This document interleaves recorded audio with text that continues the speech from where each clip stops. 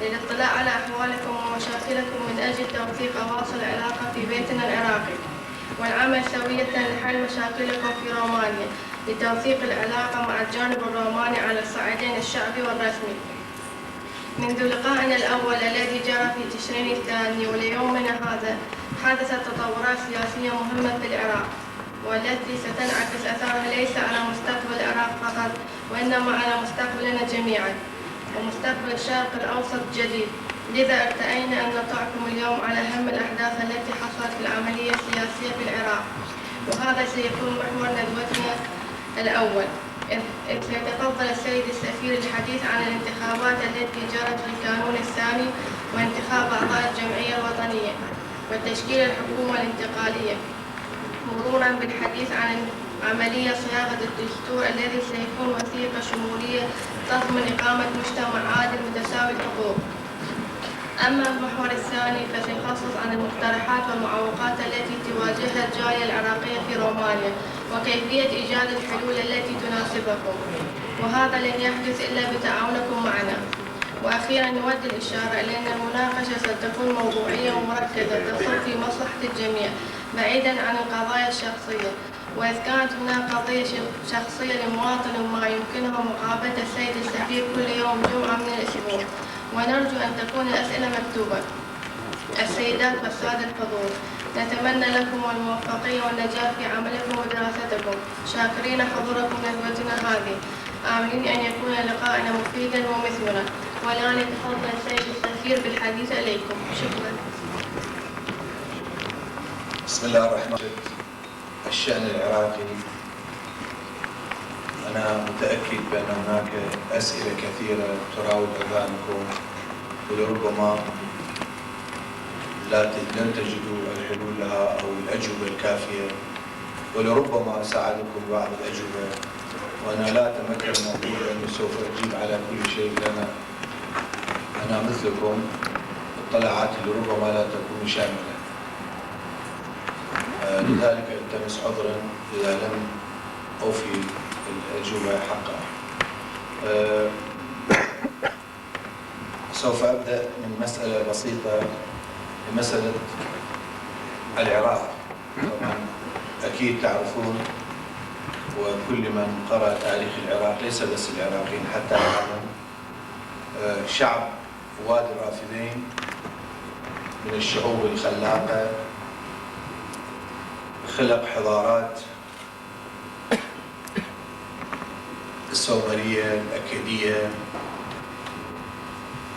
الآشورية، وبالتالي الحضارة الإسلامية من الدولة العباسية إلى النهوض الكبير للعالم الإسلامي للشعب العراق. هذا يعني بأن شعب الرافدين، الشعب العراقي كما يسمى بالمصطلح السياسي الحديث، شعب حي، شعب قادر على التطور رغم كل المصائب التي من زمان الدولة، يعني هجوم اسكندر وحتى المغول، لكن بقى هذا الشعب حي وحي صبور وقدر يبني نفسه، وحتى الأزمة الحالية وإن شاء الله بتعاون كل المخلصين من أبناء الشعب العراقي نتمكن أن نتجاوز هذه الأزمة كذلك. عندي ملاحظة وقراءة بسيطة لتاريخ العالم. كل شعوب العالم يغنون بحضاراتهم، مثلا المصريين يتحدثون عن الدولة الفرعونية وعظمة الفراعنة وهذا لا شيء آخر. الفينيقيين كذلك، حتى الدولة الهخامنشية، الدولة عظمة الدولة الفارسية. توقف التاريخ بعد اندثار كورش والمجموعات الأخرى، الملوك آخر ملوكهم. بس في ميزة عند الشعب العراقي بأن كل الحضارات لا زال مستمر هذا الشعب، وأكيد يعني تعرفون، ما أريد أحكي عن حمورابي وعن بابل، وأول من كتب التاريخ القانون في العالم هو كان من العراق.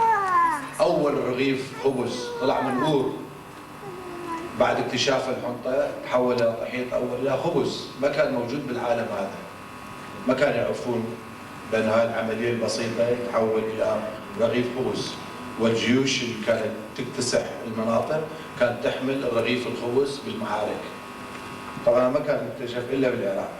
إضافة إلى في منطقة أور أول عجلات مع الأسف استعمل للحروب وكذلك وبالتالي للزراعة. في أور تم اختراع هذا الشيء اللي اسمه العجل. إضافة إلى مسائل أخرى. فإذا نحن لازم نعتز بشعبنا، وحاليا نعتز بهذا الفسيفساء العراقي اللي هو كما يقال عنه شدة الورد، قوميات مختلفة، أديان مختلفة. هذا هو تاريخنا وعمقنا التاريخي، هذا هو التراث العراقي يجب المحافظة عليه والاعتزاز به، مو بس المحافظة عليه، الاعتزاز بهذا التراث. ويجب أن نظهر للعالم أنه شعب قادر على تجاوز المحن والمشاكل الحالية. لا أريد أن أطيل في المقدمة لأدخل الموضوع بشكل رأساً. أحاول ألخص الفترة السابقة. احنا عقدنا الاجتماع الأول بعد مجيئي إلى هنا والتعرف على حضراتكم، كان يوم 15 عقدنا اجتماع أعتقد في هذا نفس القاعة، ولحد الآن مر أكثر من 6 أشهر على الندوة السابقة. طبعا تطورات مهمة حدثت بالعراق، منها الانتخابات وتحضير الانتخابات وإصرار الشعب العراقي على إجراء الانتخابات وتشكيل الحكومة المنتخبة. وأكيد أنتم واكبتوا الأخبار كيف أن الظروف كانت قاسية جدا على الشعب العراقي، التفجيرات وقتل الأبرياء، ولكن أكثر من 8 مليون عراقي، وبالضبط الرقم 8,432,000 وكسر عراقي ذهبوا رغم كل الظروف السيئة، ذهبوا ووضعوا أصابعهم في الحبر البنفسجي. لذلك نحن نعتبر كما الأوكران يسمون الثورة البنفسجية البرتقالية والثورة الفلانية، احنا نعتبره التحول التاريخي البنفسجي الذي حدث في العراق بعد الانتخابات. طبعا مع الأسف الشديد لأسباب أمنية تعرفوها، مناطق كثيرة من العراق ما شاركوا بالانتخابات لأسباب كثيرة، بس منعوا من قبل